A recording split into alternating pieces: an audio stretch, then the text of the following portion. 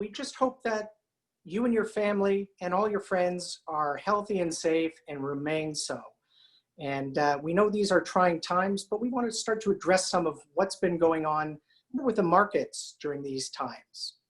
And I'm joined here by Richard Fogler and Steve Foerster, who will be part of this presentation. Just a few technical notes before we begin. We've put a Zoom webinar participant guide for you. One thing to note is in the chat section, that's if you have any technical difficulties, put what your difficulties are and someone can get back to you. We also have a Q&A section. So after the webinar presentation, if you have any questions, we can address them through the Q&A. But once again, welcome everyone. And the focus today, we'll be using history as a guide to look at what is in store for the stock market post-pandemic. It's entitled The Bounce Back, Lessons from History, Stock Market Crashes, Recoveries, Pandemics, and Wars. And our guest speaker today is Professor Steve Foerster. Steve is a professor of finance at the Ivey Business School of the University of Western Ontario, his undergrad, but also has a master's and PhD from the Wharton School at the University of Pennsylvania. Steve is also now the director of the executive MBA program for the Ivey School of Business, and he's authored over 50 publications, many of which are in leading academic journals. We've known Steve for many years, and it's exciting to have him back. So one of the things we'd like to say is that, this year, if we go through it, it's, if maybe the next slide, there we go. So we have been here before, and so has Steve. And this is important because this year has been challenging to be an investor. We've had major stock markets around the world dropping well over a third from peak to trough. And while the markets are recovering, the question is still, where do we go from here? And we at Kingwest have been here before. In fact, we like to say that we've managed since 1982 through 7 major market cycles. I think this will be our 8th, but we've been through it before, and that's very important. Steve has also been here before as well. In fact, he did a 2-part lecture series for us in the middle of the last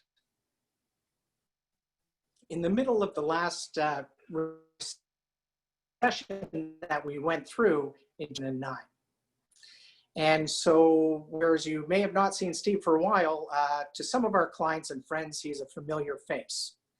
The presentation back in 2008 and in 2010 left us with a great dose of rational clarity. And that was in trying times. And Steve delivers this with a proper measure of what we'll call calm and hope. Steve is back again after 10 years, albeit it's a different format on Zoom. It's not live, and hopefully we'll be able to see him soon.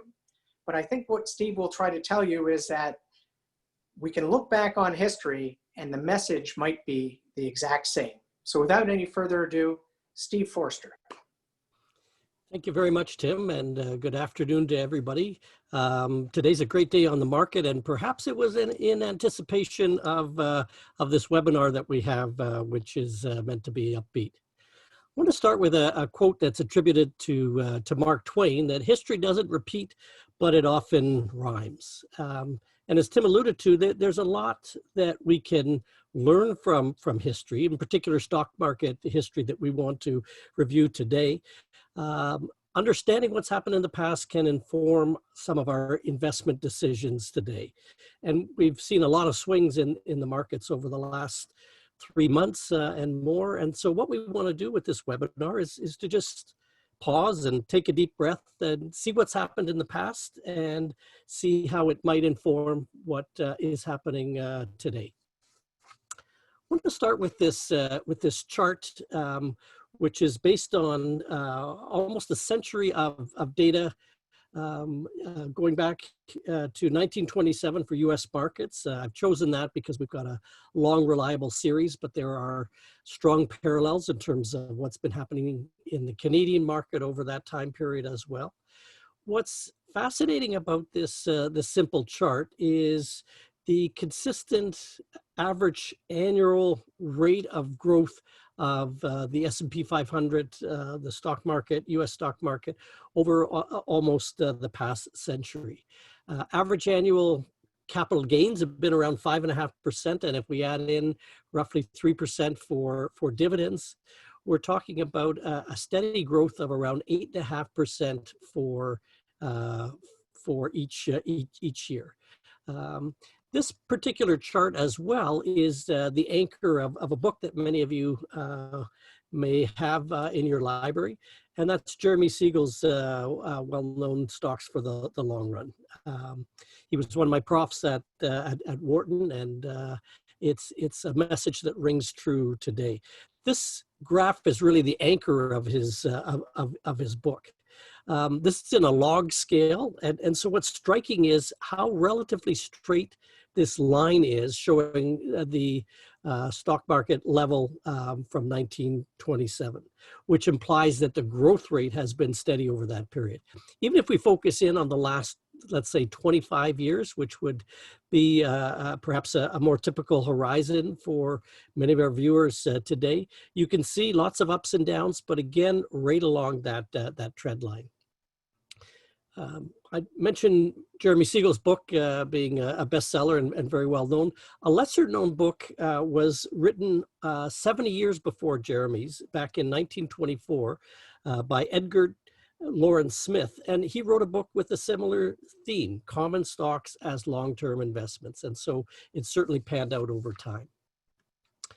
I want to put things in perspective in terms of the economic conditions that we're experiencing right now. This chart shows U.S. recessions going back to 1927. Again, the picture would be very similar if we were looking at it in a Canadian context.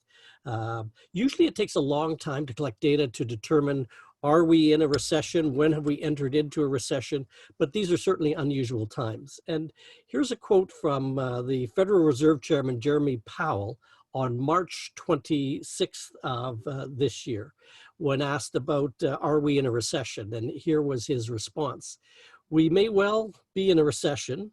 And this was just after jobs claims jumped from 382,000 to 3.28 million in a week, which was the worst ever by far. He went on to say, but I would point to the difference between this and a normal recession. There is nothing fundamentally wrong with our economy, quite the contrary. We're starting from a very strong position. And so I want to come back to that later on as well. And I think it's something to keep in mind.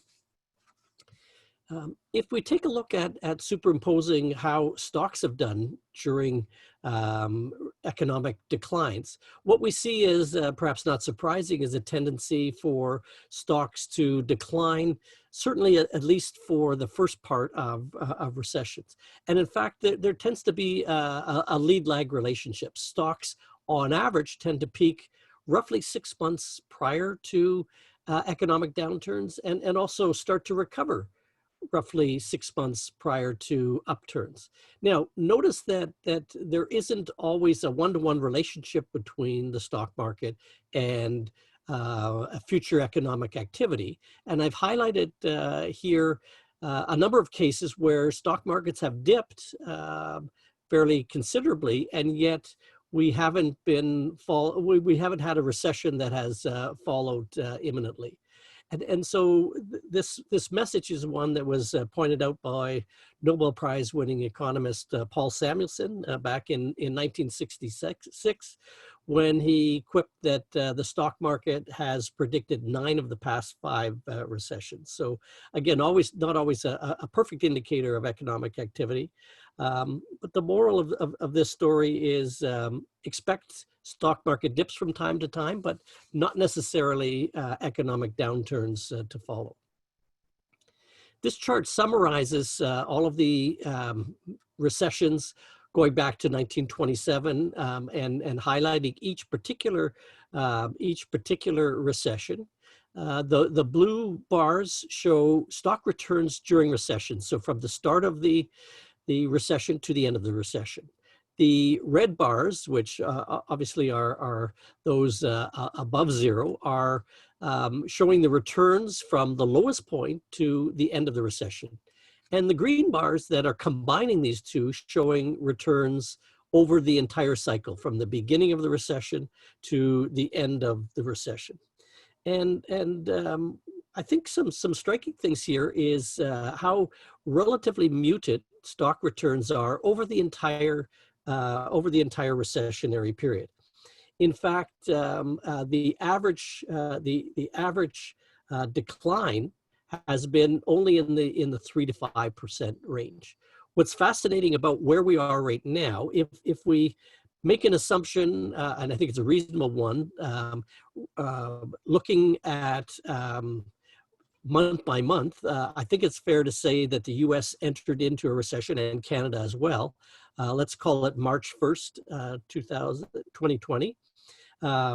What we have seen between that date and today, looking at this robust day we're having in the market today, in fact, since March 1st, we have markets that the S&P 500 is actually up by around 6%. So if you had gone to sleep a few months ago and woke up now, it would just be sort of a ho-hum, nice and positive. But it's certainly been quite a roller coaster ride. We see the average decline from the start of the recession to the low point has been in the 19 to 23% range. And in fact, if we continue throughout this supposed recession, with the low point being on March 23rd, which is so far the low point, the peak to trough will have been around 22%. So very typical in terms of past recessions. What's been fascinating with the current situation is how strong the recovery in stock prices have been. And I'll show you some more charts later on. But from that low point of March 23rd, we're talking about increases of around 40%, which is just incredible over such a short period of time. When we look at the length of durations, clearly the Great Recession, 1928, the Great Depression, I should say, 1928 to 1933, is an anomaly and was very severe and very, very long, over 4 years. But what is fascinating, if we look at, on average, how long recessions are, they tend to be less than a year. And in fact, when we see a shorter period of time from the start of the recession to the stock market low, that's when recessions tend to be very short. So the good news is that if we've reached our trough in terms of stock market returns, then that bodes well for a very short recession. So what's been happening during pandemics historically? I want to put that into perspective because there's been a lot of focus on that clearly with the COVID-19 situation. So I want to go back just over a century to the great influenza pandemic of 1918 to 1919. Just an aside, you probably heard it referred to as the Spanish flu. It's quite fascinating history because historians aren't clear where it originated. It could be China, it could have been France, or even Kansas. And the name Spanish flu stuck because during World War I, many countries were at war, and they underreported the impact of the influenza outbreak so as not to hurt morale. So really, if we want to talk about the origins of fake news has been around for over a century. At the time, Spain was neutral, so they didn't have anything to hide. So their true numbers looked disproportionately bad relative to other countries who were underreporting. And the King of Spain also contracted influenza, so that made matters worse. If you had been in Spain during this period, obviously you wouldn't have called it the Spanish flu. It was known there as the French flu because that's where they felt it originated. Here's some fascinating charts that look at what are clearly some different waves during the pandemic. And in fact, the second and third waves, and this is perhaps a tale for where we are right now, the second and third waves in terms of the number of deaths were much more severe than the first wave. What I wanted to do was to take a look at how the stock market performed during these different waves. And the results I found quite fascinating and surprising. In fact, during each of these waves, the stock market increased. Now, albeit there were some major confounding effects because it was during and just near the end of the Great War, the First World War. Um, this next chart shows a more recent pandemic that I think we're more familiar with, particularly Torontonians will remember the SARS pandemic from 2002 to 2004. Bit of background, it was first identified in China. Over 8,000 people were infected in 29 countries, and there were 774 deaths with a very high fatality rate of almost 10%. It was quite scary at the time, a lot of unknowns, and Canada and as I mentioned, Toronto were hit very far. This chart shows you the S&P 500 level from the start of SARS, when it was first identified in China on November 16th, 2002. We had a market drop of about 11%, and then we had a strong recovery. By July 5th, 2003, the WHO declared the outbreak contained, and by that point, from start to that point, the market was up 10%. And by the time the WHO reported that there were no new cases in China on May 18, 2004, the market was up by more than 20% over an 18-month period. The next chart shows what happened with stocks during World War II, because often this current situation has been considered to be in a warlike setting as we wage war against the pandemic. Let's see what happened during World War II.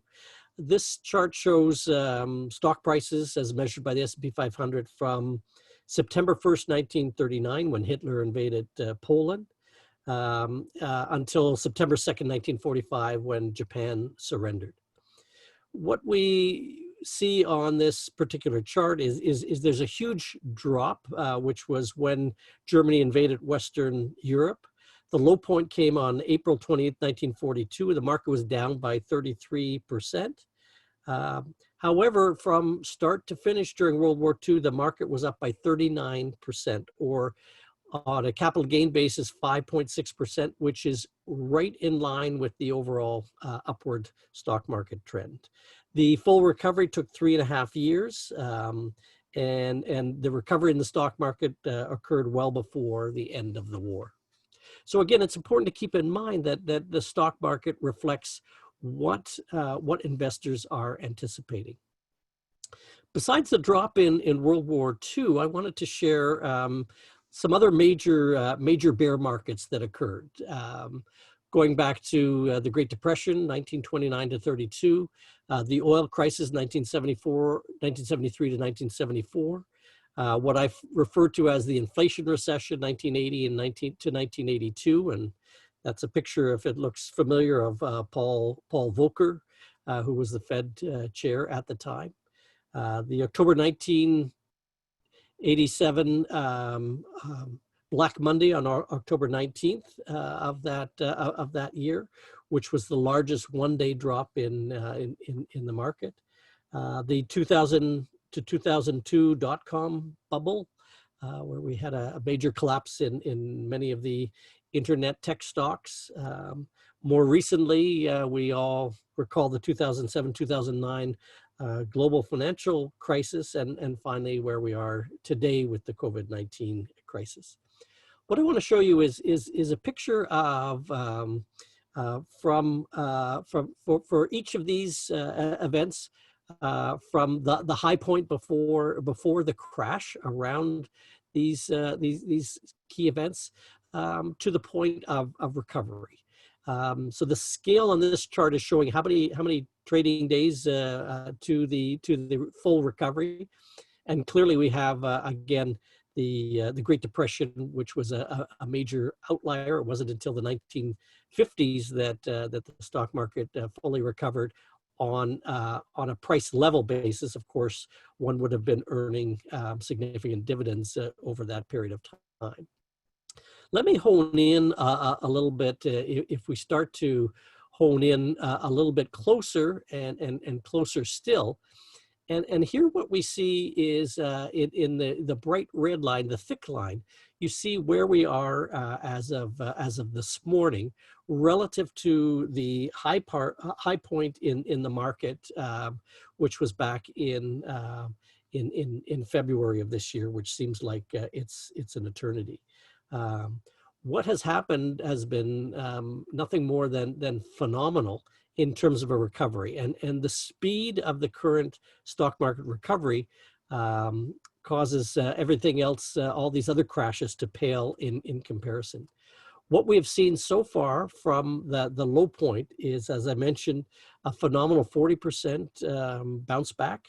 And the S&P 500 is only roughly 8% off of its all-time record high back in February.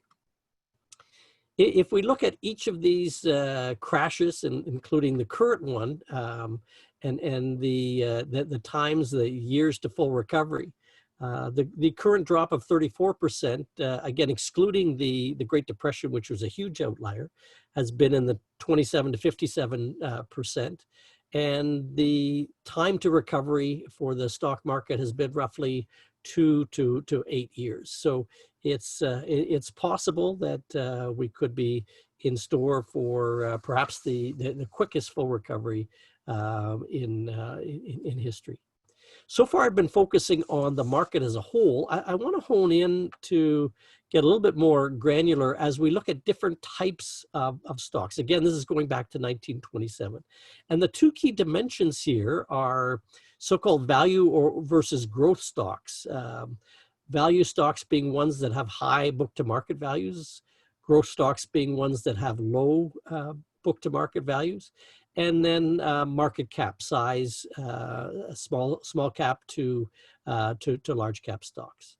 By far the best performing category has been the small stocks that have also been value stocks. And what's interesting about this chart is, again, this is over a long period of time, despite more recent flipping of that relationship, where over the last few years anyway, up until recently, we've seen the large growth stocks like Facebook, Amazon, Apple, and Alphabet that have done quite well. Over the long run, that hasn't jived with history. This one chart does show a Canadian context, and this is looking at value stocks versus growth stocks. And again, despite the underperformance of value stocks over 6 of the last 7 years, we've seen a steady outperformance of value stocks by about 3% per year. And in fact, from this chart, times when growth has done much better, it has often been a case of a ripe rebound for value stocks versus growth stocks. So what should we do now? Where are we now? This whole notion of quiet money that you've heard much about from Kingwest. Why might it be that the quiet approach, which I'm interpreting to be a steady, systematic approach, not chasing tens, why might that win? And what should we do, if anything, throughout this scary time that we're living in? We just have to open up the newspaper or go online or look at magazines, and we can see some of the scary headlines. This COVID-19 situation has really tapped into our emotions, and it has made many of us anxious and afraid. How bad is this going to be? Am I going to be okay? Is my family going to be okay? Are we headed for a global recession? Will I lose my job? Will I lose my savings? So we seem to be in this world of unprecedented uncertainty and major disruption. What I want to end on with the last few slides is to really give you a sense of the dangers of being reactive and acting on our emotions versus staying the course. What we need to do is to understand investor psychology, so we don't make mistakes. And as Tim mentioned, this has been a consistent theme that I've been preaching for decades now. There's been a lot of evidence from psychologists going back to the 1970s that have more recently been applied to the context of investors. I want to talk briefly about how we as investors tend to frame things, some of our biases and predispositions toward errors, and some of the rules of thumb that we rely on that potentially could hurt us. This chart is one that was developed by two famous economists, Daniel Kahneman, who won the Nobel Prize in Economics in 2002, and his longtime partner, Amos Tversky, who co-authored many papers with him, who unfortunately died in 1996, would have almost certainly been a recipient of the Nobel Prize as well. They came up with this theory that they call prospect theory to describe the typical investor. What we see from this chart is that as we get monetary gains, we feel better about our situation. We get more utility from it, but it's not a linear relationship. In fact, what this chart tries to describe, and studies have borne out, is that we tend to weigh losses by approximately 2.5 times more than we do weigh gains. And the final thing that's important from this chart is our reference point. Sometimes we incorrectly anchor what level prices were at, for example, when we invested in them. And an outcome of this chart is what's known as the disposition effect, which is left to our devices. We would have a tendency to sell our winners too soon and hold on to our losers too long. So you want to be very careful how you frame your investments. Some biases that we have, one important one is excessive optimism. If we go back to the early 2000s, many stocks were priced for perfection. And a great example is Nortel. Nortel and others were selling at price earnings multiples of over 25 or 100 times versus market average of around 16 times. I did an analysis of Nortel at its peak, and using some reasonable assumptions for valuation models. In order to justify Nortel's stock price at the time in early 2000, you would have had to believe that Nortel's annual growth for the next 5 years, annual growth was going to be 50 to 70%. And of course, that didn't happen, and Nortel collapsed. So the key implication here is to avoid stocks that are hyped and priced for perfection. Individual investors tend to be overconfident. There was a well-known survey asking people to self-report. What are your driving skills? Are you above average, average, or below average? And fully 80% of those surveyed indicated that they were above average drivers. I know I am for sure. The implication of this is that we think we can do better ourselves than leaving it to the professionals. And yet what ends up happening is individual investors tend to trade too much and therefore underperform. The confirmation bias, we tend to hear only what we want to hear. We don't consider contrarian views. We ignore information that's counter to our viewpoint, and we spend too much time searching for views to support our own view. And so the implication is we might, for example, hear a hot tip and we ignore any of the reasons why it might be too risky and just focus on something to confirm what we think is true, but actually isn't. Representative heuristics, what does that mean, or rules of thumb? Let me read you a quote, and let me get you to think about your quick and gut reaction to what I'm about to describe. Okay, I want to tell you about Mary. Mary is quiet, studious, and concerned with social issues. While an undergraduate at Berkeley, she majored in English, literature, and environmental studies. Given this information, which of the following cases is most probable? Okay, so I want you to think about this and give yourself a quick reaction. A, Mary is a librarian. B, Mary is a librarian and a member of the Sierra Club, which deals with environmental issues. Or C, Mary works in the banking industry. So think about, and don't think too much, just write down A, B, or C. I've done this experiment many times, and the vast majority of the responses are B. Mary is a librarian and is a member of the Sierra Club. What I described seems to fit most closely with B. Mary is a librarian and a member of the Sierra Club. But that's not what I asked. What I asked is which of these cases is most probable? So if we compare B and A must be more probable than B. Why?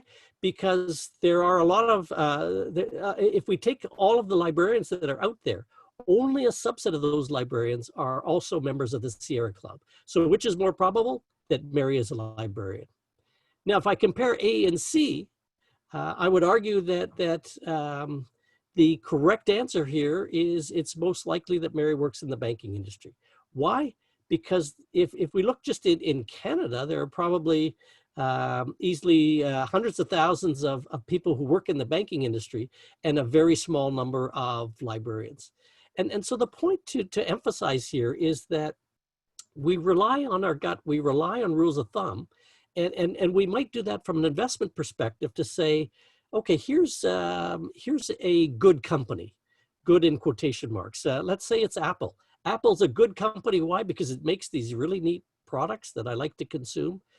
That may well be the case. However, it doesn't mean that at today's price, Apple is a good investment. And so that's where we have to be careful relying on heuristics. Quick results from a study that I conducted a number of years ago, looking at stocks that had doubled in value over a 4-year period versus those that hadn't. And my conjecture is that investors would be more attracted to those stocks that recently doubled in value. What I did then was I compared after those stocks had doubled or over a 4-year period when they didn't double, compared those two samples over the next 4 years and compared the performance relative to the market.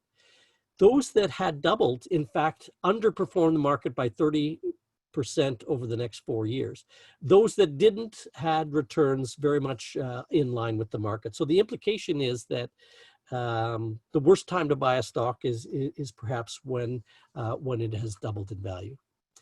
Okay, last slide before we turn it over to Q&A. Just some key takeaways, some key messages here. First, I think it's important to keep in mind that stocks for the long run have paid off. Despite all the volatility that we have seen and will continue to see, markets will always fluctuate. Markets will always be volatile, but we have seen this upward trend that we expect to continue. Stock declines are naturally associated with economic declines, but so are recoveries as well. Pandemics and wars have taken a tragic human toll, but not necessarily a long-term economic toll. Be aware of framing effects, your biases, and relying on heuristics. And finally, as Tim alluded to, an important message, pay attention to history, keep calm, and carry on. So Tim and Richard, I'll turn it back to you, and I think you have some questions that you're curating, and happy to take any questions now. So, can you hear me? Yes, Richard. Good afternoon, everyone. I hope everyone's well and staying safe. And thank you very much for Steve. That was terrific. It's been more than 2 months since we began working from home. So far, it's going pretty well given the circumstances, but we all look forward to a return to normalcy. One thing common to all crises, as Steve has pointed out, they end. Steve has admirably shown us to look at these unique circumstances that we're in at the moment and put them into a historical context. The short term is cloudy, but the long term is clearer. It certainly helps us to see things from a different and hopefully more knowledgeable perspective, and therefore to make better decisions. So thank you, Steve, for your thoughtful and insightful comments. It's important to hear a calm story in the midst of this storm. And perhaps we can take a few questions if anyone has one. We have some here. Perhaps I'll start with one that we were sent. All the previous recessions had economic causes, but you've shown that they come out of recession in a somewhat similar fashion, with the exception of the Great Depression. But this time the cause is health related. Why will this look like the same pattern as the others have? Thanks, Richard. I think there are similarities, both similarities and differences in terms of the current situation versus other ones. I think what's similar is human nature. Human nature doesn't change. We tend to be reactive, and in particular, we tend to be reactive to uncertain situations. So that's where you can have situations where, for example, stocks are knocked down below what their intrinsic value might be, which actually represents some great buying opportunities. What is different, as I mentioned, is this quote from Jerome Powell. The U.S. economy and Canadian economy as well have started in much better positions than in typical recessions. The other difference, I think, and this is also tying into perhaps the strong stock market reaction, is there's been this huge pent-up demand that I think we're still experiencing. Many of us are just itching to take a vacation or to make some larger purchases, and once we feel safer to do so, I think that will be happening. So those are some similarities and some differences. Thank you. I have another question here. It looks like small businesses are really taking the brunt of this economic hit. Do you think that that's the case? And what will the consequences be to the economy? And how will the pain in smaller companies impact the larger public companies? Sure, that's a great question, and I think you're absolutely right that for many smaller companies in particular, but larger companies as well, the whole business model is changing. It's not all bad news, however, because there could be some huge opportunities. For example, perhaps it's smaller businesses that have not had a huge presence online and have been forced to pivot. And in fact, that will help them in the long term as we come out of this. I think another point is rather than focusing on small versus large differences, where we've seen some major differences clearly are in terms of across sectors.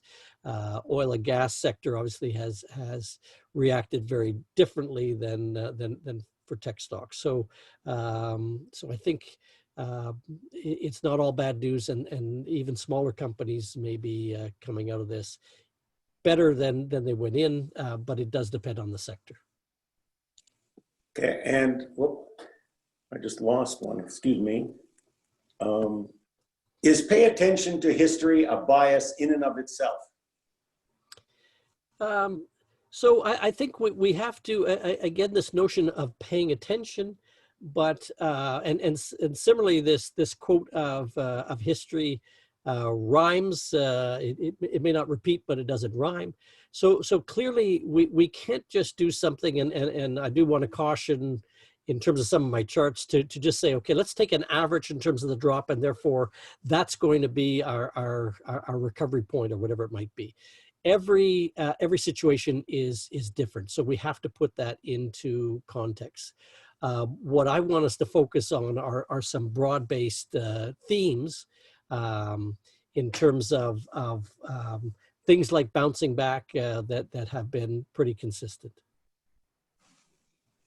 And at a PE multiple of over 21 times on the S&P, is the current market priced for perfection, especially given the unlikelihood of a V recovery, according to most and business? Yeah, that's a great question, and now we get into some nuances in terms of how we measure price earnings multiples, and in this kind of market, there's a major difference in terms of trailing price earnings multiples versus those based on expected earnings. Very different pictures there. One that's very common, and perhaps the reference to the 21.5. If you're familiar with Bob Shiller's CAPE, or cyclically adjusted price earnings multiple. Yes, it is true. If we look at average, using Shiller's multiple, which takes prices currently versus 10-year averages of earnings, the average over a century in the U.S. has been between 16 and 17 times. So 21 times, I would argue, is not cheap. But it certainly come down to from I believe it was in the low 30s not too in the not too distant past. So I would say stocks are not cheap, but depending on how they measured, perhaps not too far out of line. If I may add to that too, if you take out Facebook, Google, and Amazon and and Netflix, which are trading between 30 and 100 times that, and they're 22% of the index, that brings the rest of the market multiple back down below the historical norms. That's an excellent point, Richard. Next question, is it better for managers to be well educated in more than one field, like engineering, and being a good writer? Well, I think in general, absolutely. I would encourage. Again, it goes back to, I think, of diversity of thought and inquisitiveness. I can tell you a personal experience, not a manager, but an academic. The grandfather of the portfolio management industry, Harry Markowitz. I had the pleasure of interviewing him a few years ago for a book project, and still an active researcher. Here who's somebody who has made a major contribution to portfolio analysis. He shared with me the book on his desk that he was reading, and it was about topology. So I think just being open-minded and looking at more than the narrow field that you're in can invite you to be more receptive, again, to contrarian views and not getting caught up on our own biases. Well, thank you. I think a couple more questions. Here's one. How long will low rates last? Will they go negative? And if they do go negative, what will the impact on the stock market be? So that's a good question. We've been in a low interest rate environment for quite a long period of time now, and just when we think things can't get any lower, they seem to be lower. I would anticipate that in a North American context, that we would continue to be in a low interest rate environment. I think it is possible, perhaps not in the immediate term, but it is possible that in North America we may experience slight negative interest rates as Europe is currently experiencing. But I would not expect any substantial negative rates. The impact on the market, I think, is a positive one, because if you have an opportunity to lose money in a riskless way or invest in the market, I think that's going to drive stock prices to some extent. Although you want to be careful, because you don't want things to be overhyped simply because of low interest rates. Interesting scenario that people might have been following. One of the best performing markets in the last little while, not related to low interest rates, but one of the best performing markets, I believe, has been in Iran, where there just haven't been many other opportunities for investments, and so people have been piling into to the stock market. Cool, that's interesting. I didn't know that. And perhaps one more question, which I just lost. People talk about the return to normal, but it seems that some things will be different after this. Can you give us some idea what you think, what there's a high probability of the new normal will look like? What won't be the same as it was in the past? I think it's clear that to get back to a true new normal that resembles where we've been, it's all going to come down to how quickly we can get a vaccine, so we don't have to worry about physical distancing. I think as long as we're in an environment where we have to physically distance, then we're not going to get back to that normal. New normal might be more prevalence of what we're doing right now, which is the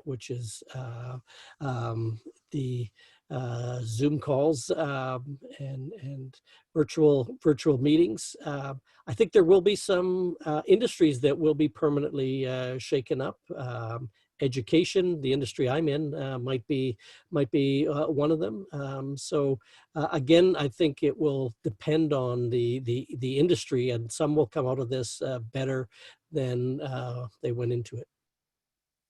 That's terrific. Well, I think that's all the questions we have. I want to thank everyone very much for attending, and I hope you found that this interesting, and we hope that it helped you to put the storm, as I described before, that's currently going on in some context. So with that, I hope everyone stays safe and healthy, and thank you very much for attending, and we look forward to hopefully seeing you